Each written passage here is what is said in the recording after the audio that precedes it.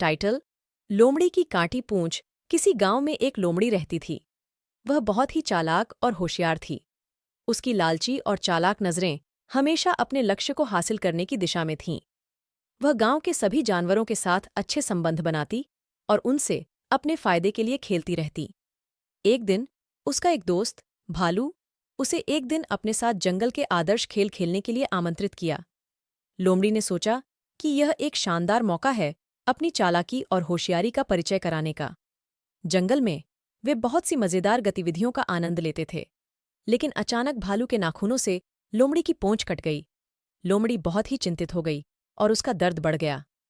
अरे भाई, मेरी पूंछ कैसे काट दी तुमने? लोमड़ी ने भालू से पूछा। मैंने कुछ नहीं किया, ये एक दुर्घटना थी, भालू ने कहा। लोमड़ी ने भालू के बयान पर विश्वास किया, लेकिन भालू ने उसका ध्यान भटका दिया। वह जंगल से घर वापस आ गई, लेकिन उसकी पूंछ का दर्द बढ़ता गया। वह लंबे समय तक सोने और आराम करने का प्रयास किया, लेकिन उसका दर्द कम नहीं होता था। कुछ दिनों बाद एक बूढ़ी लोमड़ी उसके पास आई और पूछा, बेटा, तुम्हारी पूंछ कैसे काटी? लोमड़ी ने गुस्से से कहा, एक भालू ने मेरी पूंछ काट दी, लेकिन क्यों काटी? मैं ये समझ नहीं सकी। बूढ़ी लोमड़ी ने कहा, बेटा, धैर्य रखो, हर काम का फल उसके कर्मों के अनुसार ही मिलता है।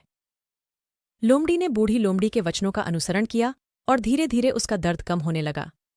उसने अपने आप को साहसिक बनाया और दिन प्रतिदिन अपनी स्थिति को स्वीकार किया। कुछ समय बाद उसने एक और लोमड़ी के साथ मिलकर भालू की वास्तविकता को पता चलाया।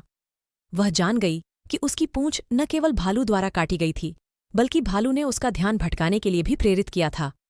लोमड़ी ने तत्काल भालू के सामने जाकर उसे सच्चाई बताई।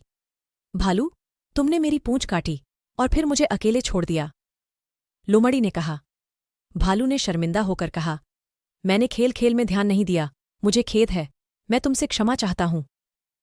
लोमड़ी ने भालू की क्षमा की और उसे माफ कर दिया। इस कथा से हमें यह सीखने को मिलता है कि कभी कभी हमें दूसरों के शब्दों का पूर्ण विश्वास न करना चाहिए, बल्कि हमें सच्चाई को खोजने की कोशिश करनी चाहिए। धैर्य और सच्चाई की कोमलता हमें हमेशा सही रास्ते पर चलने में मदद करती है।